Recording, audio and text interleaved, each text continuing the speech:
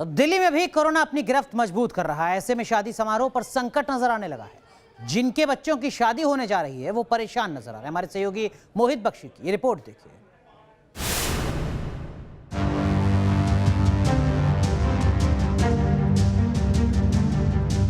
13 अप्रैल से शादी का सीजन शुरू हो रहा है, लेकिन उससे पहले ही शादी समारोह की खुशियों पर कोरोना का ग्रहण लग गया है। 30 अप्रैल को शादी है और जोशी परिवार मेहमानों की लिस्ट को लेकर परेशान है।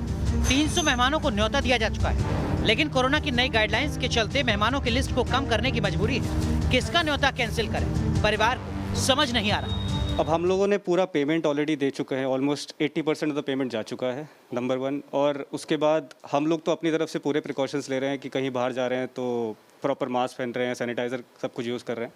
बट ये जो लोगों की लापरवाही है उसकी वजह से हमें प्रॉब्लम हो रही है। अब हमें समझ नहीं आ रहा कि हम कितने लोगों को इन्वाइट करें, बिकॉज जो नया रूल है उसके हिसाब से सीलिंग लिमिट 100 की है और हम लोगों का बैंकेट हॉल बंद है, मतलब क्लोज्ड एनक्लोजर में है। तो समझ नहीं आ रहा कि कितने लोगों को इनवाइट करें, कैसे बोले। और कार्ड ऑलरेडी जा चुके हैं सबको। मुझे बहुत बुरा लग रहा है बिकॉज जब शादी प्लान कर रहे थे तो मैंने अपनी पूरी गेस्ट लिस्ट बनाई थी कि मैं इन फ्रेंड्स को बुलाऊंगी। अब मुझे सबको लिमिट करना पड़ेगा। अब मेरे को समझ नहीं आ रहा मैं इतने फ्रेंड्स में से किसको बुलाऊं किसको नहीं बुलाऊं। एक को बुलाओ को दूसरे को बुरा लगेगा।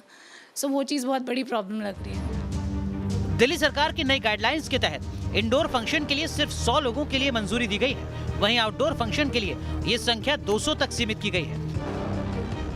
मेहमानों की लिस्ट में कटौती का आदेश आने के बाद बैंकेट हॉल चलाने वाले व्यापारी एक बार फिर मायूस हैं।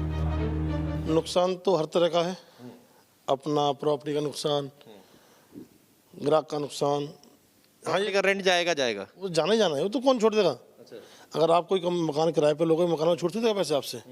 2-4 दिन रहम कर लेगा, ज़्यादा रहम थोड़ी करेगा आपके ऊपर। रेंट भी जाना है, बिजली का पैसा भी सब कुछ जाना है, लेबर का भी जाना है, स्टाफ रखा इतना बड़ा, सबका पैसा जाना है।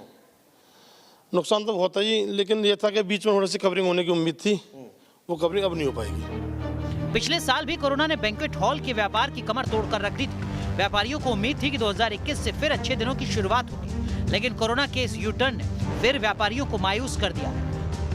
शादी करने वाले भी परेशान हैं, शादी कराने वाले भी परेशान हैं, क्योंकि कोरोना की लापरवाही उन्होंने बरती जिन्होंने इस पूरी बीमारी के लिए जिम्मेदार हैं।